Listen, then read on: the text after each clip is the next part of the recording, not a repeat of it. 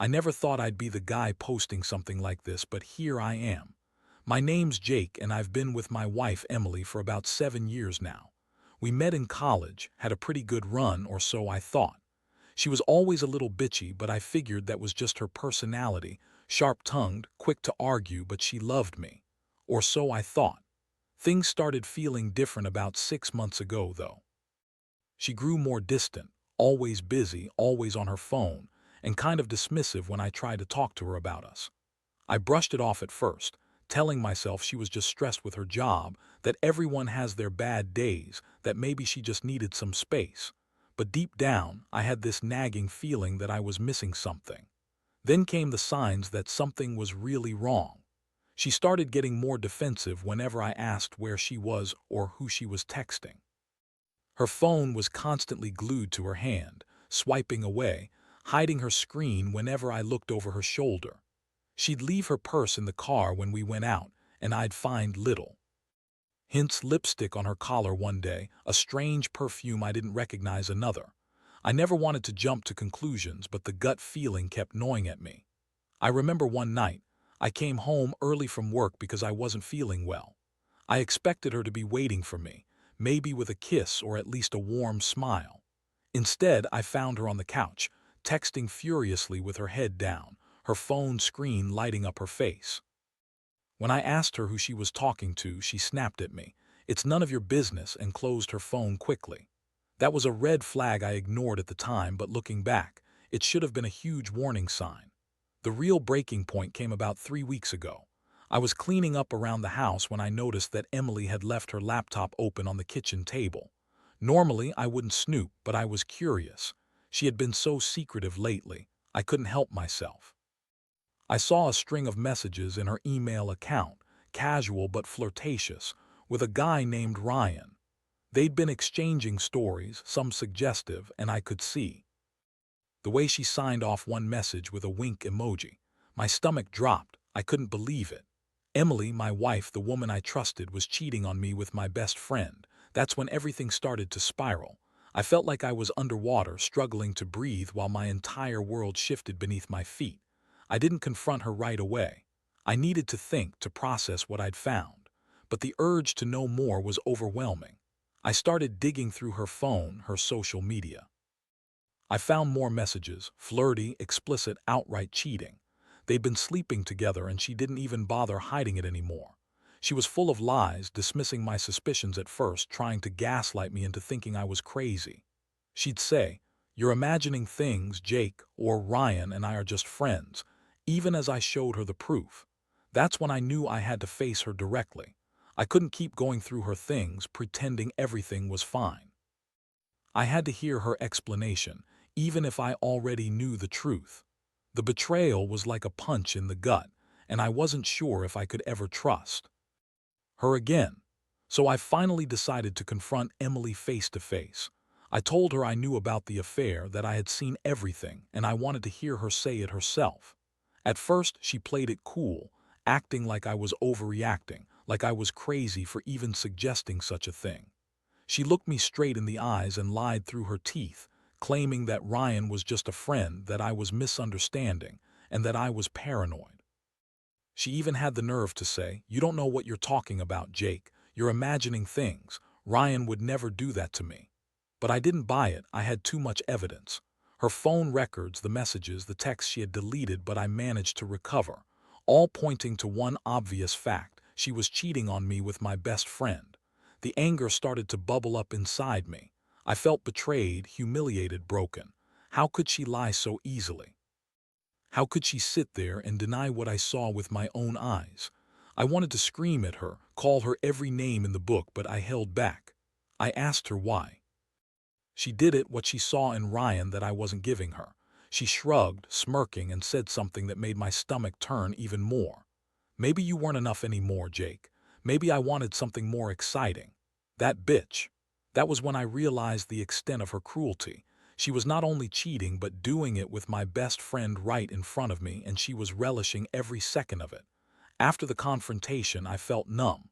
I couldn't sleep that night. I kept replaying everything in my head: her sneaky behaviors, the lies, the moments I missed, the signs I ignored. I felt like a fool. But what hurt the most was the betrayal by her and Ryan, the person I trusted most. I thought about how Emily had always been bitchy, always had an attitude, but I never thought she'd be capable of doing something this cold and calculated.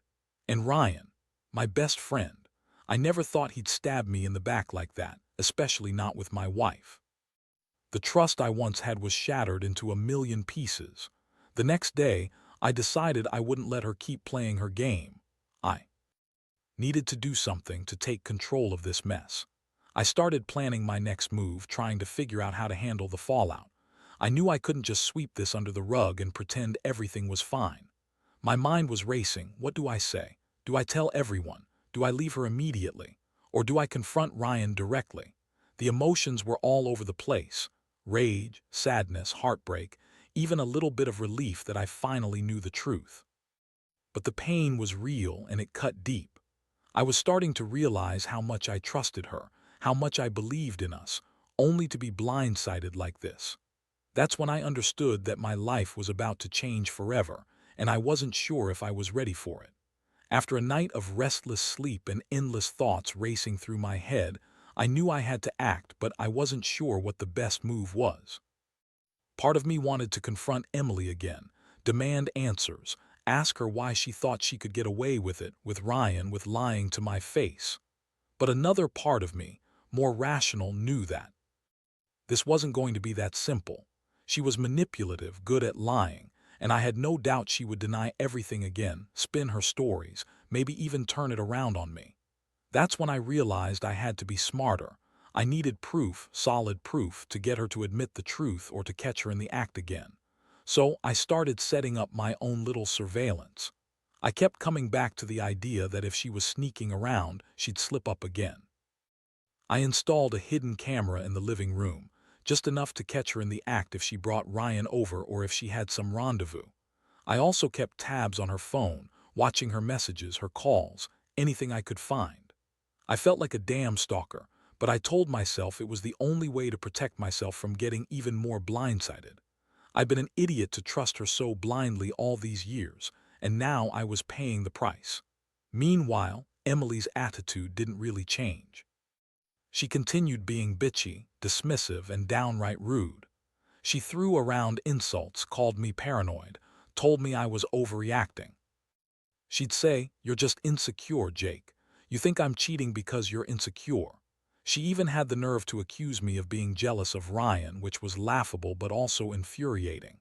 I'd catch her sneaking off to meet him, I knew it. I'd see her leaving late at night, her makeup smudged, her hair a mess. The proof was all there, but I didn't want to confront her again until I had irrefutable evidence. One afternoon, I finally caught her. I was hiding in the closet, camera rolled, waiting for her to come home. When she did, she was acting even more suspicious, glancing around, fumbling with her phone, texting fast. Then she got a call and didn't answer it right away. I saw her slip her phone into her purse, then sneak out the back door. I followed her with a small camera, and sure enough, she went straight to Ryan's place. I saw her walk in, her face flush, her body language flirty and obvious. I recorded everything. When she came back about an hour later, she looked exhausted but pleased, like she'd just had her fun.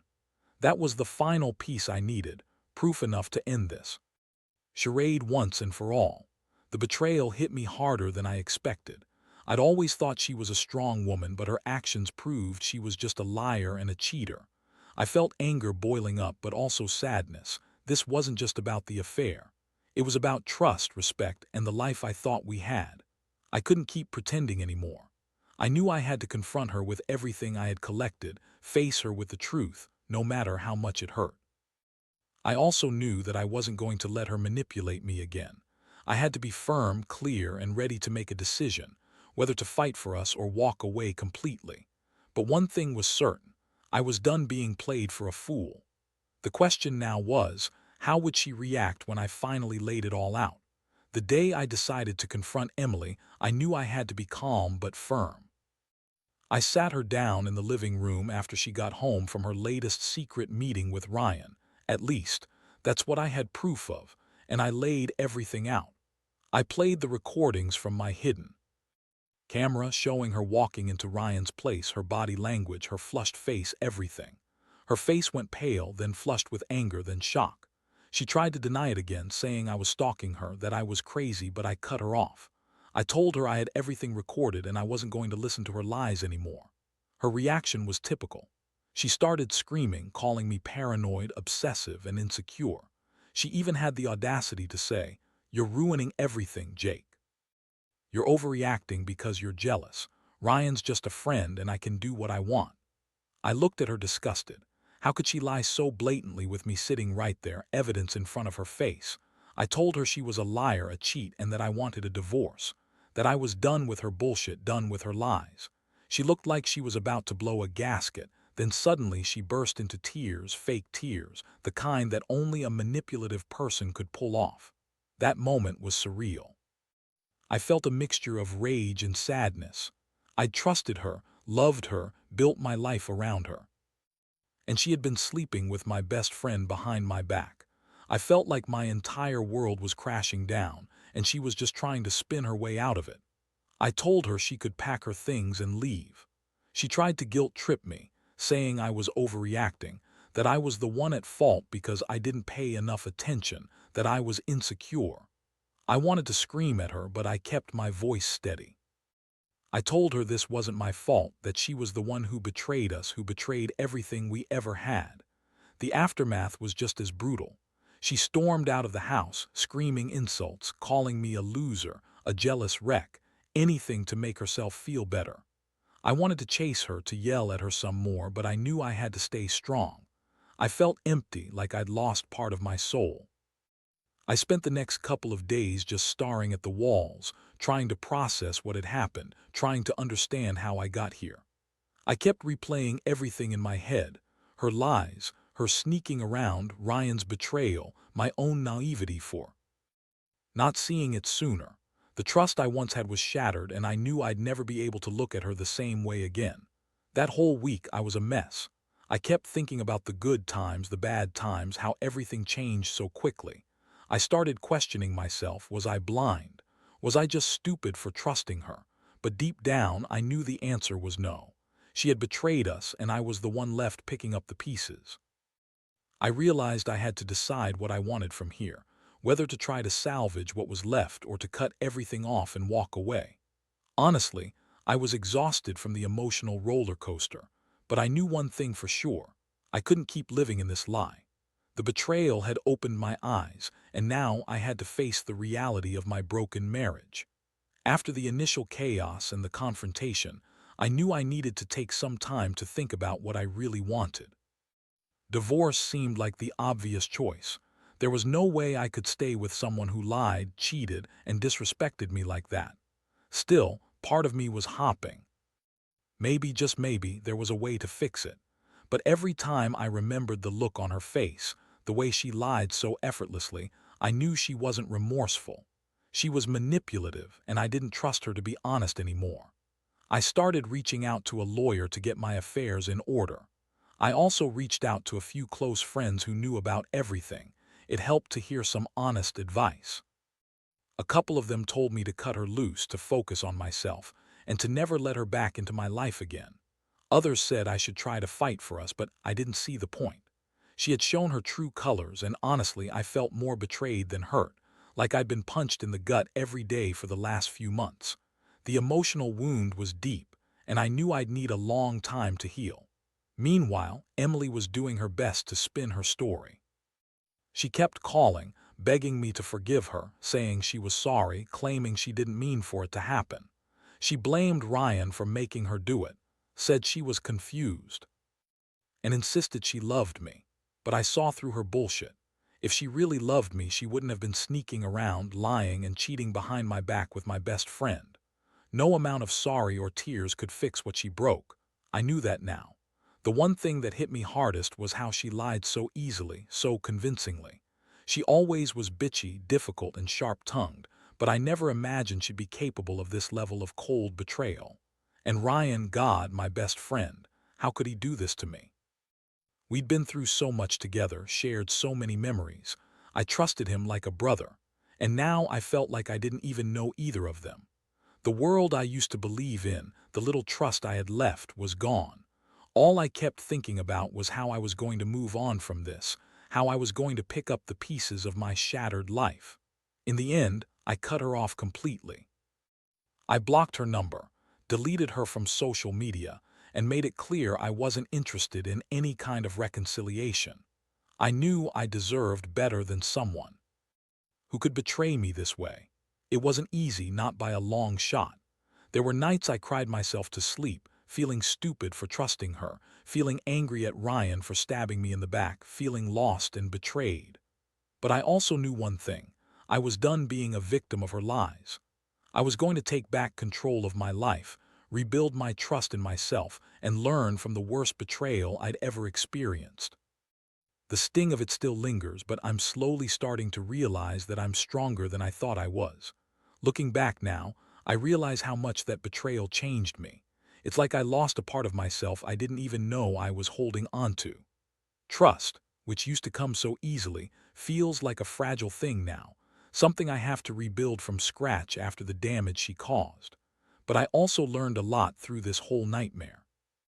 I learned that people can surprise you in the worst ways, that some betrayals cut so deep they leave scars you never fully recover from.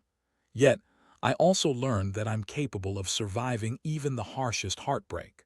I've started going to therapy, not because I think I need to fix something broken in me, but because I need help processing what happened. I don't know if I'll ever fully forgive her or forget, and honestly, I don't think I want to. That chapter of my life is closed now. What matters is that I'm trying to move forward, one day at a time.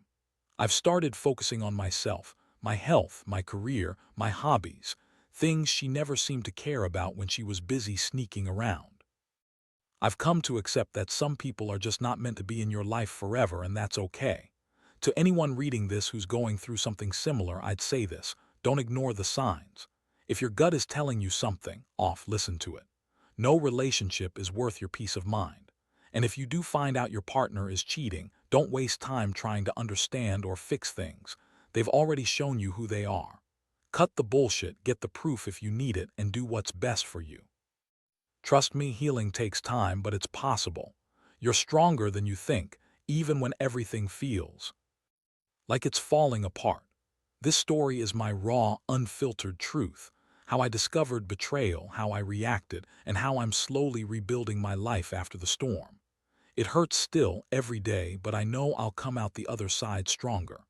Because at the end of the day, you have to choose to move on, to heal, and to believe that better days are ahead, even if right now everything feels like it's crashing down around you.